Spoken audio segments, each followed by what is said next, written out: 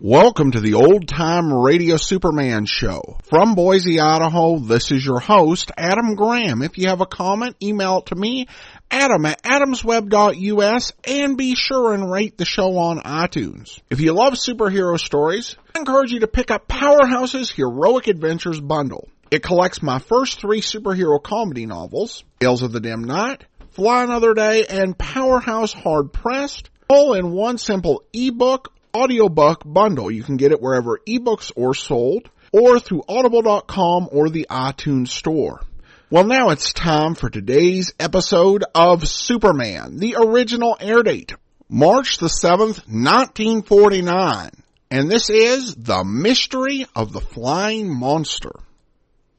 Faster than a speeding bullet. More powerful than a locomotive.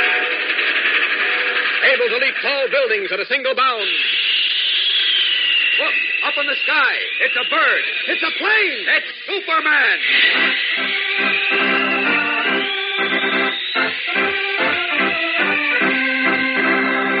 Yes, it's Superman, strange visitor from the planet Krypton, who came to Earth with amazing physical powers far beyond those of mortal men, and who, disguised as Clark Kent, mild-mannered reporter for a great metropolitan newspaper, wages a never-ending battle for truth and justice.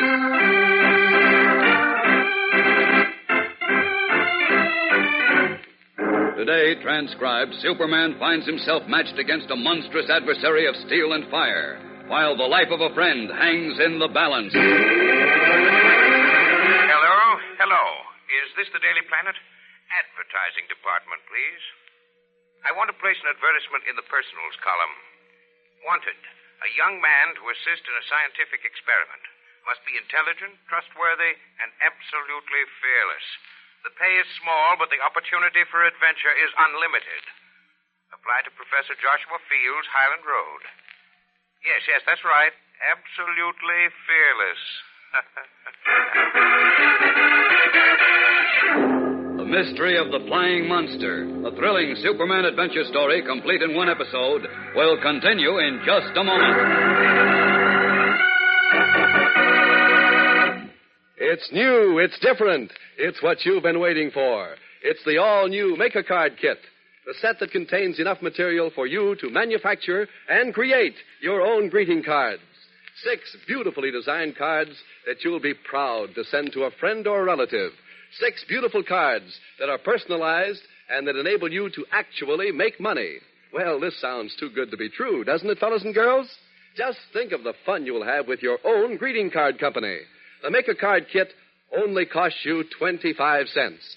Only 25 cents complete and delivered to your door. There are no postal or handling charges to pay. And if you sell these cards after you complete them, you can make 90 cents. Each card can sell for at least 15 cents. The set contains 6 cards, 2 for birthday, 2 for Easter, and a Mother's and Father's Day card. You also get a box of crayons and a sheet of gold metallic paper and a sheet of silver metallic paper. That's not all, fellas and girls. The set also contains 6 make-your-own envelopes. You mail the cards you have manufactured in your own envelopes. Think of it. The set only costs you 25 cents. And the materials it contains will last you a long time after you've completed the cards. Yes, sir. You'll want to get in on this fun and profit idea. I'll be back in a few moments to tell you how you can get this Make-A-Card Kit, so be sure and keep listening.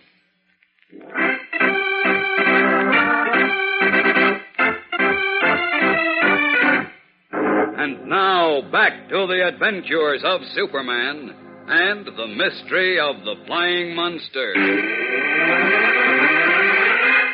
Someone once said, history is just a batch of old newspapers. Here in the building where the Metropolis Daily Planet, one of the country's leading newspapers, is published, history is being recorded as it happens. The clatter of the teletype seldom pauses. The phones never stop ringing. The presses roll night and day. As our story begins, the noon edition of the Daily Planet is still fresh with ink.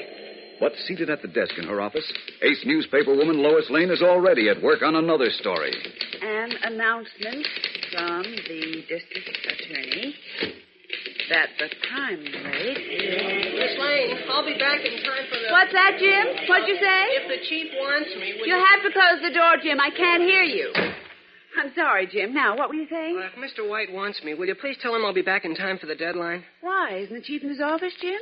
Well, yeah, but I'm just going out on a story. Well, if you are, doesn't the chief know it? Frankly, he doesn't. You see, it's not exactly an assignment. Mm-hmm. I see. What is it, then? Well, it's a story. At least I think there's a story in it. I thought it up for myself. Is it a good one, Jim? Might even be a peach. Then why don't you tell Mr. White about it and get him to assign it to you? Why all the mystery? Well, in the first place, he may not agree with me. And in the second place? In the second place, if he does, which I don't think he will, he'll probably give it to Mr. Kent or you. And you want it for yourself, huh, Jim? Well... Wouldn't care to tell me about it, would you? Okay, looks like I got to. It's something I saw in the noon edition. It says... Oh, wait, I'll read it to you. You got a copy? Yeah, right here. Thanks. It's here in the personals. A very interesting ad. Now, let's see. Here it is. Wanted. A young man to assist in a scientific experiment. Must be intelligent, trustworthy, and absolutely fearless. The pay is small, but the opportunity for adventure is unlimited. Apply to Professor Joshua Fields, Highland Road. That's it. What do you think? Well, I think it's either silly or dangerous or both. Well, I think it's got the earmarks of a good story, and I'm going. Now, will you tell the chief I'll be back in time for deadline? Will you please, Miss Lane? He won't like it, Jim. Oh, I'm sure of that. So long. Oh, well. Now, where was I? Let me see. Yes, announcement from the district attorney that the crime rate is somewhat under last year's, but that further improvement will depend on whether the community... Lois, where's Jim? You seen Jim Olson? Yes, Chief, I have. Did you say yes, Lois? Yes, I did. He was in here just a minute ago. Oh, he was he? Well, where'd he go? He asked me to tell you that he'd be back before deadline. What? He'll be back at the office before deadline. He told you to tell me that? Oh, yes, Chief. Who does that young scamp think he is? Well... did he say where he was going? Now, where'd he go, Lois? Do you know? Well, you see, Speak up, Lois, speak up. Do you or don't you know? As a matter of fact, I do, Chief. He's got himself a story. He thought it up all by himself. Great Caesar, who's running this paper? But don't yell at doesn't me, he know that Chief. I'm only telling you what he told me to tell you. Here, it's in the last edition. The page is still turned to it. It's in the personals column. It's an ad about a fearless young man. Have you got it? It's something about a scientific adventure or something. Have you got it? With the professor? I told him I thought it was foolish. Might be a story in it at that. Do you really think so, Chief? If there is, he has no right going off on his own. This is the last straw. He's fired. Meanwhile, Jim Olson, pursuing his story, draws close to the suburban address of Highland Road given in the advertisement. A hill stretches before him. At its top, far from any neighbor, stands a massive, lonely house with ancient trees that hold its walls in shadow. Tall hedges surround it, from the iron gate that bars unwelcome entrance to a huge stone tower at the rear. Inside that tower is an enormous circular chamber whose barren walls arch high overhead to form a dome like the inside of half a sphere. In the center of its stone floor, shrouded with canvas, is a mighty machine, the creation of Professor Joshua Fields. Its form is hidden, though it reaches almost to the vaulted ceiling, and at floor level a canvas flap turned aside reveals an open black metal door into the machine itself. There are lights inside, and a man, a tall, thin man with iron gray hair and eyes sunken in a bony face, dark eyes that dance as his slender fingers play with a panel of switches and levers. Suddenly, a heavy door opens into the domed chamber, and a second man, small and very slight, walks quickly over to the machine. His little wizened face seems drawn with anger as he calls... Hey, Professor! Professor Fields! Yes? Who is it? It's me, Maxie. Shut this crazy thing off, will you? Oh, so you've come back, Maxie. Yeah, and I'll give you one guess why. Come on out. Yes, well, make it fast, Maxie. I've got to finish checking everything. I don't care what you do after I get out of here, but first I want what's coming to me. Maxie, I've tried to explain I haven't the money to... Oh, no? Listen, Professor, I seen your ad in today's paper. You got money to hire somebody new. How come you can't pay me? Now, Maxie, when you volunteered to be my assistant... I thought it was a real job. And after what happened yesterday... Purely an accident. And what happened 3 days ago? You almost blew up the joint. Flames shooting out all over like a furnace. I thought I'd never come out alive. But you did, you see. Yeah, and I mean to stay like that. The next guy in this job can look out for himself. I'm getting out for good, but not without my money. Maxie, I've told you this before. I had only a certain sum put aside for this invention. Part of it was to pay for an assistant. In other words, for your services. But now that you've decided not to go through with it... I've been hanging around here for 2 weeks. Don't that add up to nothing? The job was for an assistant during an actual experiment. I admit the machine has suffered some damage during my tests, but now that it's ready, you've quit. I wish I could pay you for your time, but frankly, if I do, I can't hire anyone in your place. Here, let me show you this. It's part of my control panel. As you see, it's small enough to hold in the palm of my hand. I call it a gravity activator. I don't suppose that means much to you. Nothing in this bug house means anything to me. Just the same, this little object made up of countless tiny jewels and almost a pound of rare metal. Maxie, this costs a fortune. And if you had 1 ounce of scientific spirit... Oh, give me that. Excuse me, Maxie. That's the house phone, you know. Yes? Thank you, Mrs. Foley. Please send him up. So you got another sucker already, huh? Some fool you think you'll get inside that machine. I'm going to, am I not? If you want to get killed, that's your business, but you got no right to kill anyone else. Now, Maxie, you're all excited. You compose yourself while I see this young man. Then we'll talk the whole matter out. Talk? I'm sick of talking. Well, waiting here already. That was fast, young man. Yes, sir. Are you Professor Fields, sir? I am indeed. And your name, may I ask? Jim Olson, sir. I came about your ad in the plant. Yes. What did you think of it? Oh, I liked it very much, sir. Good. Now, Jimmy, this gentleman coming towards us is Mr. Don't Maxie. bother introducing me, Professor. I told you I wasn't hanging around. You mustn't mind him, young man. Maxie's very high-strung, much too nervous for scientific work. Well, come in. Let's have a little chat, shall we? I see that my machine interests you, Jim. Yeah. It's hard to tell what it is under the canvas. Could be a cannon or a telescope. Well, it's neither, but strangely enough, there is something of both in it. Here, let's come around to this side. I've got it open, you see. Take a look in. How does that control panel strike you? Impressive, isn't it? Oh, I'll say. All those lights and dials and switches and things. But what's it all about? Your ad said something about adventure. Are you eager for adventure? And being absolutely fearless. Are you absolutely fearless? Well, I suppose... Because if you aren't, there's really no point in further discussion. Oh, no, I'm fearless, Professor. Absolutely fearless. And very eager for adventure. Good. It's a simple job, really. You see, I need someone to handle a few switches. I'll show you. Just step inside. I'll follow you. See those switches up there at the top of this narrow ladder? Do you suppose you could climb up? Oh, sure. Why not? Good. You go up and I'll tell you what to do. Okay. Here goes. Now I'll shut this outside door. The metal door to the machine clangs shut on Jim Olson and Professor Fields. A hum begins to fill the chamber. It grows louder and louder until the machine, shuddering with power, shakes the stone tower to its foundation.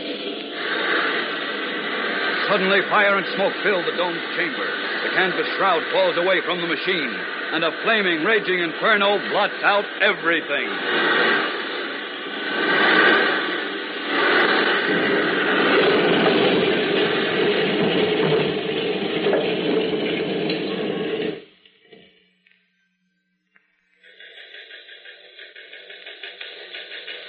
It was on the teletype soon after.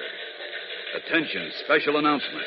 Enormous explosion rocked the suburban Highland Road section as Professor Joshua Field's home blew up.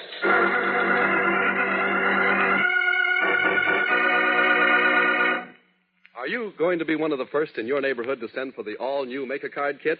The set that enables you to make your own greeting cards? You'll be smart if you get on this amazing offer right away. We have only a limited supply of these kits, and we don't want to disappoint any of you.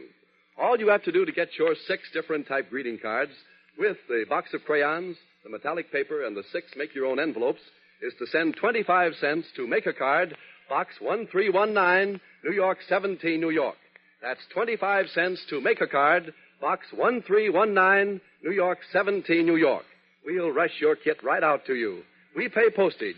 You'll have to hurry, though. We only have a limited supply of these amazing kits, and we don't want to disappoint any of you. So send in for your set today. I'll repeat that address for you. Send 25 cents to Make-A-Card, Box 1319, New York, 17, New York. Don't delay. Send for your kit today.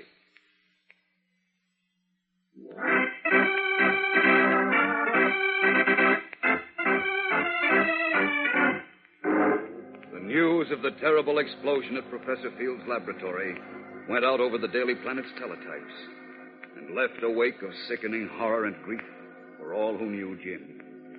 And for Lois Lane and Editor Perry White, it was worst of all. Now, in the chief's office, they sit staring into space. If only Jim had been delayed. If he hadn't gotten there before it happened. Yes, Lois, but he did get there. Now, we know that. The police found several people who either gave him directions or saw him on the way up the hill to the laboratory. Now, remember, Lois, he was a good newspaper man. He was out getting a story. Yes? Mr. White, there's a man here. Didn't I tell you not to disturb me, Miss Backrack? Yes, Mr. White. That's enough. Have you located Clark Kent yet? No, Mr. White, he hasn't come. Oh, just a minute. I think. Yeah, here he comes now. Well, send him right in. Okay, but about that man waiting. Oh, hello, Kent. Hello, Clark. Poor Jimmy. I just heard about it downstairs. I knew about the explosion, but I never dreamed Jim was anywhere near it. How come he was there? Now, Lois, you'd better lie down and rest. Now, you come with me. Kent, I'll be back in a minute. All right, Chief.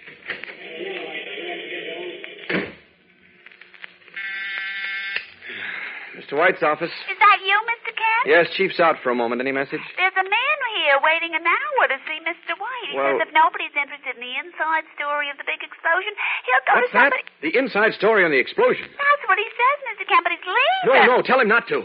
Send him in, Miss Backrack. Send him in. A few moments later, a small, slight man steps into Perry White's office, looking about him with the suspicious, darting eyes of a sparrow. Clark Kent searches the little man's sallow mask of a face. Then, suddenly, the gift of X-ray vision that is his as Superman makes out a strange object in the little man's coat pocket that instantly alerts his attention. Come in and sit down, won't you? Are you the editor? No, but he'll be right back. Perhaps I can be of assistance. Nah, not if you ain't the editor. Oh, wait. Today, little Maxie talks only to the man in charge. This is a big day for little Maxie. Well, if you've got a story... I get it. Now, who's this guy? Is he the editor? Yes, Chief, this is... Yes, I know, Kent. I know. Miss Backrack told me. You have the story on the explosion. Is that right? Right. Okay, let's have it. For how much? Well, that will have to wait until... Don't talk words, only numbers. How much? 500, if we use it. $1,000. You'll use it, all right. It's a deal. Now, talk. Well, sure. I was working for Professor Fields for 2 weeks, until yesterday. Yesterday, I quit. But I come back to see the professor on a personal matter today. I seen a new assistant he got in my place. A young fellow named Jim Olson? Yeah, the kid that got blown up with the professor. I tried to warn him, but he wouldn't listen to me. Warn him about what? Did you know there was going to be an explosion? What do you think I quit for? There was other explosions yesterday, 3 days ago, but nothing like the big whammo today. I told him he'd kill himself if he kept on with that crazy machine of his. What machine? The one he's working on. That's what blew up. What sort of a machine? What did it look like? He had it all covered up with canvas. For all I know, it could have been a smokestack under there.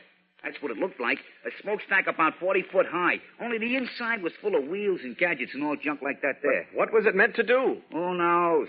Oh, anyways, after I left, as I'm on my way down the hill, I hear this humming come out of the tower.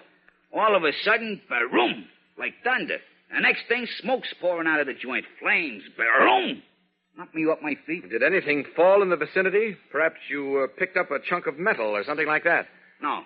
All we want to do is photograph it. Photograph what? I told you We'll pay you an extra $500 for a picture. No, just a minute, Kent. What do you say, Maxie? Is it a deal? What does he say? Back me up, Chief. Take my word for it. All right. Well, now, come to think of it, I did pick up something. Fell in the road, just like you said. I got it right here in my pocket. I figure I'd keep it for a souvenir. Let's see it, Maxie. Okay. Here it is. From his coat pocket, Maxie brings out a gleaming, glittering object and hands it to Kent. An object made up of countless tiny jewels and rare metal. The object that Kent had seen with his X-ray vision when the little man first entered Mr. White's office. Where did you get it, Maxie? I told you, it dropped out of the sky. You're lying, Maxie. This delicate little thing would shatter to bits if it so much as fell from my hand to the floor. You must have gotten this from the laboratory before the explosion. It was part of the machine itself, wasn't it, Maxie? So what? You stole it, didn't you? Nah, the professor gave it to me. It's worth thousands, Maxie. You think a jury will believe that? Well, what do you want? What are you after? You know what this was used for? What did the professor call it? Think, Maxie. Think hard. What did he call it? Something about gravity. Gravity Scott, a gravity activator. Was that it? Yeah. Kent, what are you so excited about? This tells us what kind of a machine the professor was experimenting with. A rocket ship. What? Only a rocket ship needs a gravity activator. What is it? It's an artificial force to take the place of natural gravity once the ship is far enough out in space to be free of the Earth's influence. Then the professor and Jim... Yes, Chief, they can still be alive. That was no ordinary explosion in the tower. It was a rocket ship taking off. And right at this very moment, the professor and Jim Olsen are in that ship somewhere in space, being tossed about like dice in a cup. All because little Maxie stole an instrument as precious as life. No. Maxie, that's murder. Kent, he's getting away. After him. I'll get him. Kent, look out the door! Kent, are you all right? Yeah. My head, Here, let me help you. Oh, let me help you. No, never mind, Chief. Go after Maxie. Catch him. Yes. You wait here for me. Oh, I never thought I'd have to resort to pulling a phony collision with a door, but I had to get rid of the Chief somehow. I hope I gave Maxie a good enough start. This is a job for Superman. And out of these clothes. There we are. Now to open the window and get out to the laboratory. Up, and away! Speeding across Metropolis, it takes Superman but a moment to soar unseen past the police lines to the professor's laboratory tower. It stands intact, except for the missing roof. And as he drops to the tower, a quick glance confirms his theory. Just as I thought. It's the sort of roof they have on astronomical observatories. Divides in the middle and slides out of the way. Now to judge the angle of elevation the rocket ship took. Careful. Slightest mistake may throw me off course for thousands of miles. I need every reserve of strength I have of this. See, 110 degrees. Make it 110.2. Okay? Now to find them. Up, and away! With a mighty surge, Superman hurls himself into the sky. Up. The city of Metropolis recedes with incredible swiftness until it is a vanishing pinpoint far below. The sun grows brighter, but the Earth's blanket of atmosphere has thinned, and the cold of outer space tears at Superman's sinews. Higher! Where are they?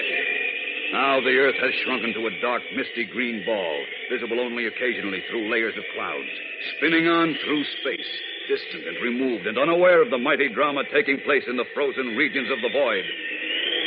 I must have misjudged. I've lost them. Then suddenly a speck far off. Wait a minute. That's it. Yes. But it's heading toward me. It's off course. Out of control. Uh-oh, now it's turning off. After it. Now closer. No, it's turning again. Going away. Faster. Oh, what's this? It's coming back. Got to grab it somehow. Someplace. Here it comes. Now! The rocket ship strikes the man of steel a glancing blow, but its terrific force sends him hurtling through space, while the ship itself, twisting and darting, carries the professor and Jimmy on a flight that can only end in destruction.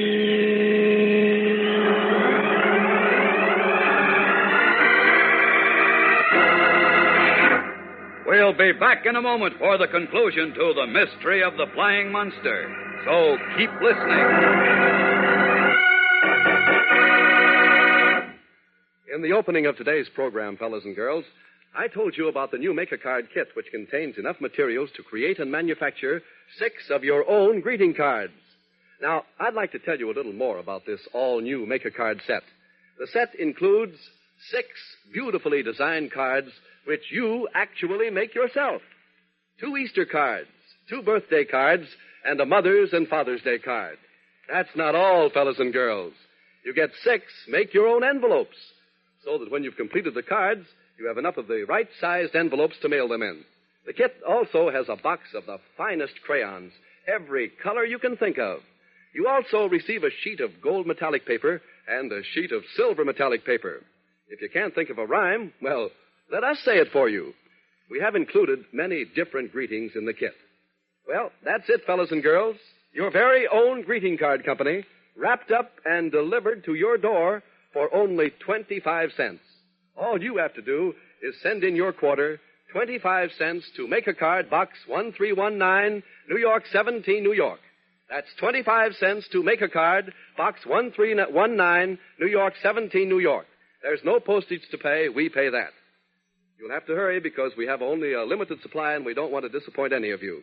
You'll want to start manufacturing your own cards right away, so send your quarter to Make a Card, Box 1319, New York 17, New York.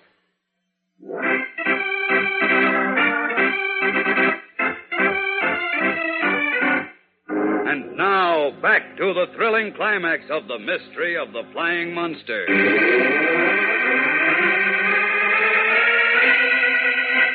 Far above the earth in the frozen reaches of outer space, Superman finds himself locked in mortal combat with an experimental rocket ship that has gone out of control. As it rages insanely through the sky, turning and dodging erratically, it steers its course directly at Superman. Then at the last instant it veers, striking him with crushing impact and flashing past the Man of Steel to continue its mad gyrations. Recovering from the blow, Superman hovers for a few moments, watching the ship, planning his next move. Then, as it spins wildly toward him again, he moves to meet the flaming monster. Better not try to meet it head on this time.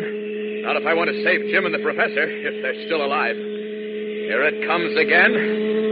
Got to stay level with it. Like this. Faster! Now, both of them moving at blinding speed, Superman matches every twist and turn of the rocket ship, drawing closer until he makes contact with the sleek metal hull, then lets himself slide to the tail fins. He straddles two of the fins with his outspread legs as he lies against the hull, riding the rocket ship like a swimmer on a surfboard. Then, once Superman's great strength is released from the task of keeping up with the ship, he is able to control it. Whoa, Betsy, easy now. That's right. Down we go. Down to Metropolis.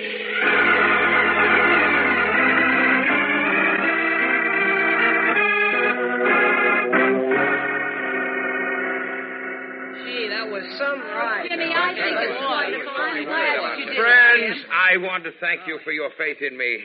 You all saw how easily my ship settled back into its place in the tower. Of course, it was a rough ride at times, even though we were strapped in. But it never would have been if one of my instruments hadn't been stolen. By the way, you'll all be glad to know the gravity activator has been recovered. And the way my rocket ship went back home, like a homing pigeon. It only goes to prove that it was built right. If you'll excuse me now. Oh. What's the matter, Clark? Don't you feel well? Listen to him, Lois, will you, like a homing pigeon. Oh, now, go on. You're just jealous of Jim's wonderful story. Me jealous? Why should Well, I be it jealous? was a wonderful story. Oh, sure it was. I'm mighty proud of that young man. Oh, you are, Chief? I thought you fired Jim. Me? Fired Jim? What are you talking about? All right, forget it. Kent, how are you feeling? Huh? Oh, Lois, you should have seen the crack on the head he got. Oh, yeah, I'm fine now, thanks. When I came back with Maxie, I couldn't find you. Where'd you go, Kent? Oh, when I came to, I wandered out of the office. I guess I wasn't myself. Oh, I think you were, Mr. Kent. What do you mean by that, Miss Lane? Listen, Mr. Kent. On at least one occasion, I've had a suspicion that you might be Superman. Huh? And now I have a few words to add to that. Yes? What? My sincerest apologies to Superman.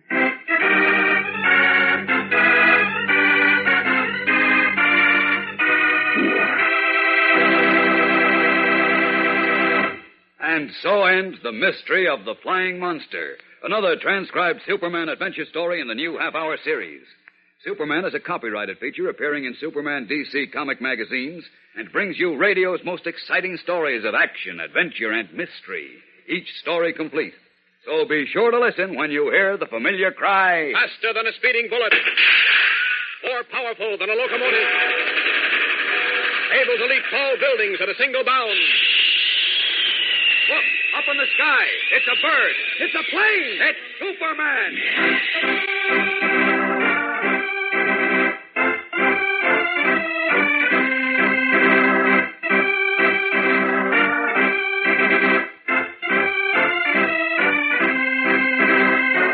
The Adventures of Superman comes to you at this same time, same station, every Monday, Wednesday, and Friday. Remember, 3 different stories every week. each one complete. Be sure to listen again Friday, same time, for another great story on The Adventures of Superman.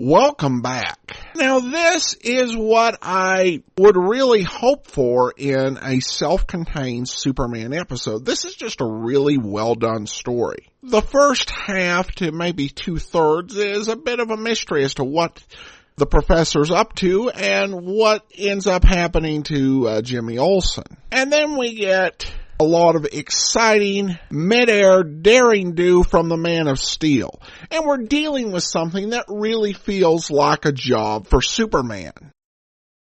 Even though Superman frequently says this is a job for him, many of his jobs could just as easily be done by the Green Hornet or even a half-decent private detective. Here, though, we're given an epic scene where he's having to use his superpowers and just finesse them in the right way. It's a thrill-packed half hour and just a lot of fun to listen to. In terms of other reviews, he liked the character of Maxie, who wasn't a villain but had some complex motivations that you could sympathize with, even being concerned about what the professor was going to do, even though his actions inadvertently led to people having their lives put at risk. He also thought that Bud Collyer really shined as both Clark Kent and Superman, and I think that's really true for the most part. Andrea listened to it. Her only thought was on Lois's quip at the end, and she thought that Lois's thought that Superman couldn't be a klutz kind of contrast with the modern version that many writers have had, that Superman ends up klutzy because he's trying to control his powers and not overdo things. And while I think there's a point to that characterization, it's not something that Lois, as written in the 1940s, would necessarily pick up on. All right, well, that was a great episode. Join us back here next week for another episode of Superman. If you do have a comment, send it to me, Adam at adamsweb.us. Be sure and rate the show on iTunes and pick up your copy of Powerhouse's Heroic Adventures Bundle. In the meantime, from Boise, Idaho, this is your host, Adam Graham, signing off.